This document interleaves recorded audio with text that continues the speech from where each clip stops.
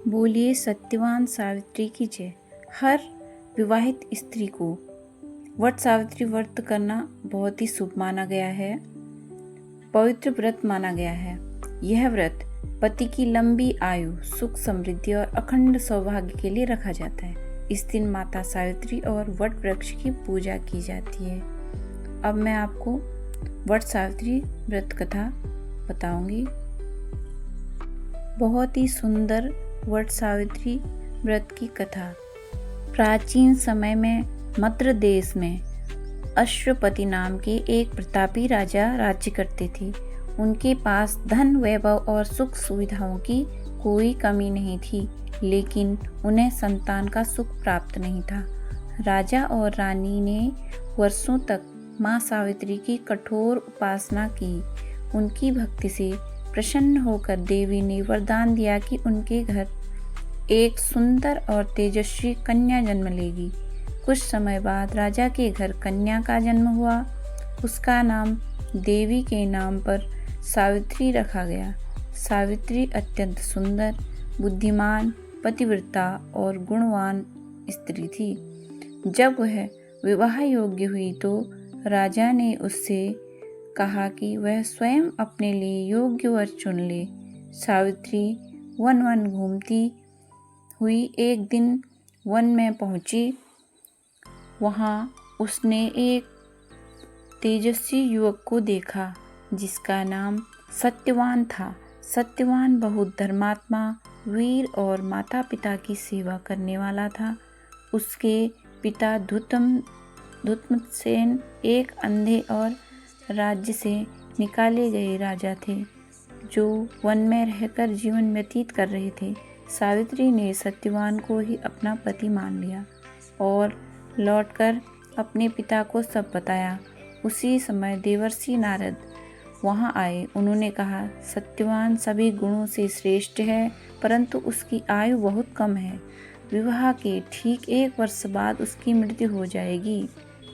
यह सुनकर राजा अश्वपति चिंतित हो गए और सावित्री को समझाने लगे, लेकिन सावित्री ने दृढ़ स्वर में कहा, आर्य कन्या केवल एक बार ही पति का वरण करती है।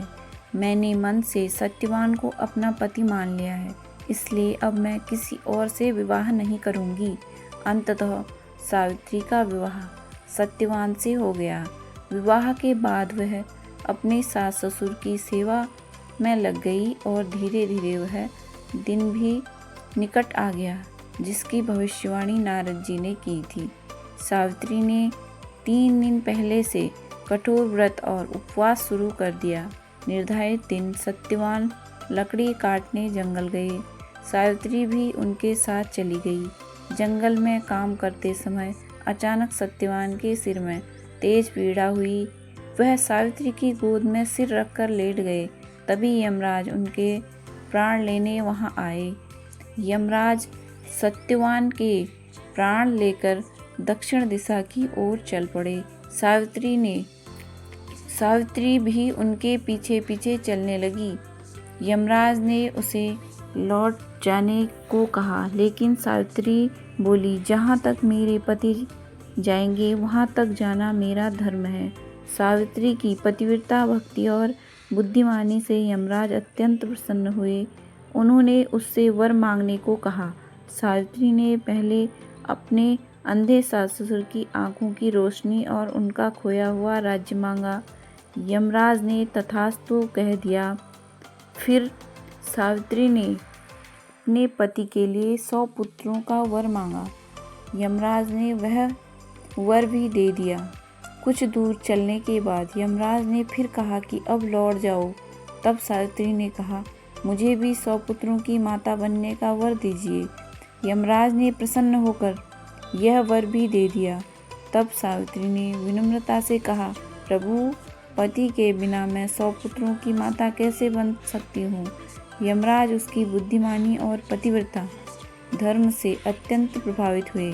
उन्होंने सत्यवान के प्राण वापस लौटा दिए और कहा, हे साध्वी, संसार में तुम्हारी पतिव्रता का यश सदैव अमर रहेगा। सत्यवान जीवित हो उठे। उनके सास ससुर को नेत्र ज्योति और राज्य वापस मिल गया।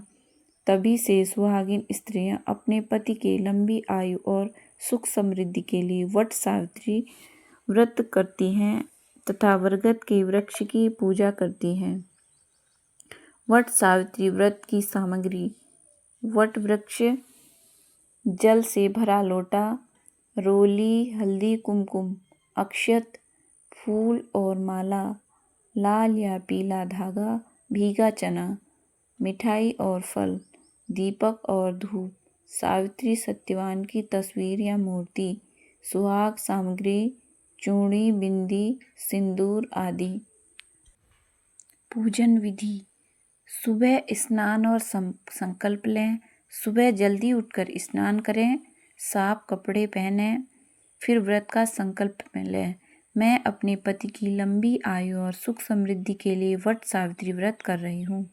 भगवान का पूजन: घर के मंदिर में दीपक जलाएं, ध्यान करें। वट वृक्ष की पूजा: वट वृक्ष के पास जाकर जल अर्पित करें, फूल, रोली, चावल और मिठाई, फिर वृक्ष के चारों ओर कच्चा धागा लपेटते हुए 7 या 11 परिक्रमा करें। परिक्रमा करते समय यह मंत्र बोल सकते हैं: वट वृक्ष महाराज मेरे पति की रक्षा करें और अखंड सौभाग्य दें।